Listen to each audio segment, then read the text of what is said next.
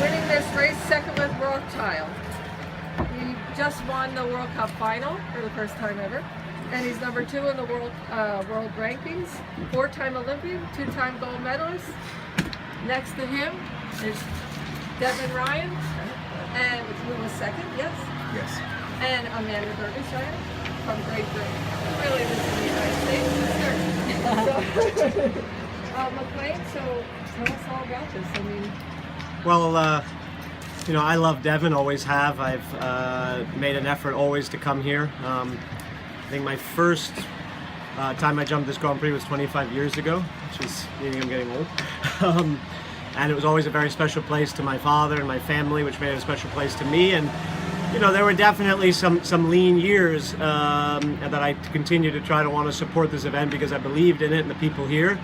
And you know, they have reinvented Devon. It's a venue on Thursday night that I think can compete with Calgary and Aachen and Hickstead. I mean, the atmosphere here is every bit as good as those venues, and it's great to see the numbers and the quality of the jumping coming back to a really high level. And the thing that I've noticed in the last few years here is every year they're making an improvement. This year you have the new VIP tent, buildings, footing, and I think the future looks bright, which is really something I'm proud to be part of and proud to be here. Tell us about Rothschild and the jump off. Obviously he's a fast horse, but did you think? He is, and Kelvin's a brilliant course designer, but his jump offs, and I say as a compliment, are quite English. A lot of rollbacks, and rollbacks with Rothschild are a little dicey. He can duck out every once in a while, so I have to give a little bit of room, even though he has good foot speed. I didn't think the jump off was super fast tonight, so I didn't have to be insane. And just because I learned my lesson last year, I asked the crowd, who was probably the same people sitting in the stands for the last 25 years, politely, just to, because it was a bit the same line, and I just said, please, just for a moment, and they were great, and I didn't miss the last fence this year. So. and Devon, this is your 3rd time in this event, and your best finish. Yes, I was 3rd twice and now 2nd, so I'm slowly moving up, and every time behind McLain. Looking back, was there anything you could have done different, do you think? I could have turned a little tighter out of the double back to the natural ox, or maybe a little tighter back to the second to last jump there, the 15, the vertical. The same thing, not my horse is the best in the rollback turns. He's quick across the ground, but he's not as good at turning back. I have to give him a little room with his front end, and I guess didn't take the shot there. Recently I've been taking shots and rollback turns and having them down, so I said, well, let's be a little conservative and see what happens.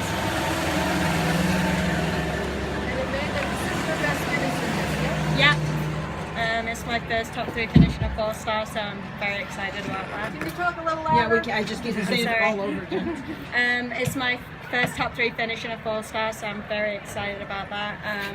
It's close to where we base in the summer, and it's always good because Becky and David, who own the horses, were here tonight, so that's always extra special when they're here.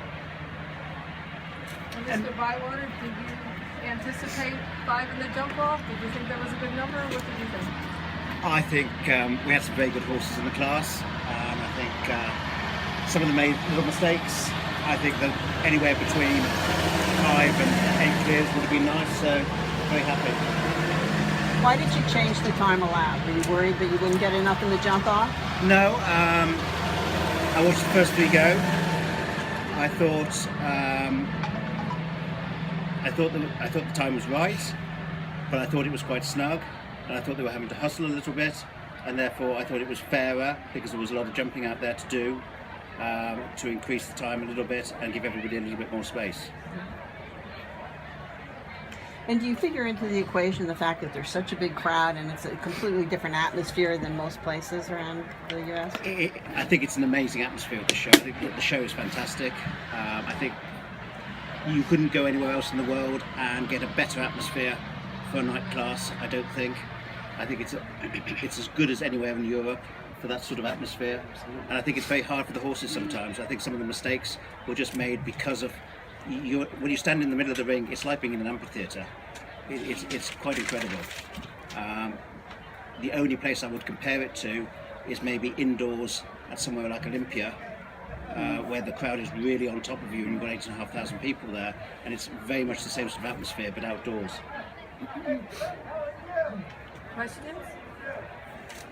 Can you talk a little bit about Ralph, sort of where you're placing Rothschild now? Because obviously he's been going for a long time, and I have a conversation with him every Grand Prix day in the schooling area, and I ask him why he needs to almost get me off every day in the schooling area. We've been together so long; it's I think his 7th Devon.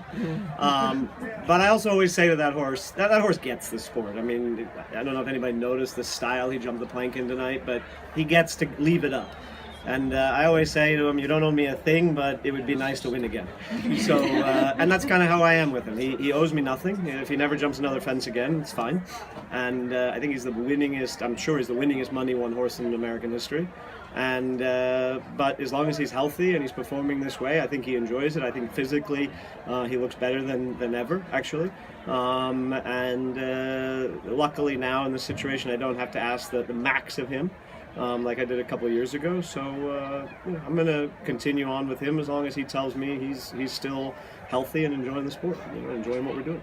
does he like Devon? Is that? Oh, I think he does. I don't think he likes the carriages, and he's a handful. I mean, we know that, and some days I tell him, we've done this before, can't we settle down? But that's him, and that's what's given him the jump and allowed him to do things that probably he physically shouldn't have been able to do. And he's got wonderful people around him and wonderful owners who deserve the best. And it's been a wonderful story. We'll see how long it goes.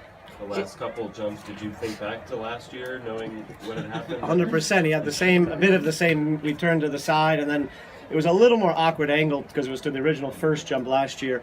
And he really stopped and turned around last year, and we laughed about it. But I remembered it. I thought about it a little bit. He also stopped one year here in the Triple year, he won the Pan Am Games, and I thought about that tonight and went over and saw it. So you don't forget those things, especially with a horse like him who's so quirky. And like I said, I did ask them just to. And like I said, these people, it's the same people in the stands for 20 some odd years, so they knew exactly what I was asking. So, and they obliged, and it worked out. Any more questions? What do you think is the secret of keeping him so long? Doing it his way. He's a horse that you had to do it his way. If you were going to try to make him something else, it was never going to work, and he would have never made it. The early years, my father rode the horse at home. I never rode the horse, and I think that was the key. I was a little more stubborn and a little bit more set in my ways. My father was always very good about, treating each horse as an individual, and until that horse was 11, my father rode him all the time. And so I think that and then after my dad got sick, we just continued that on, what he did, and I was a little more mature at that point. So I think you had to do it Rothschild's way.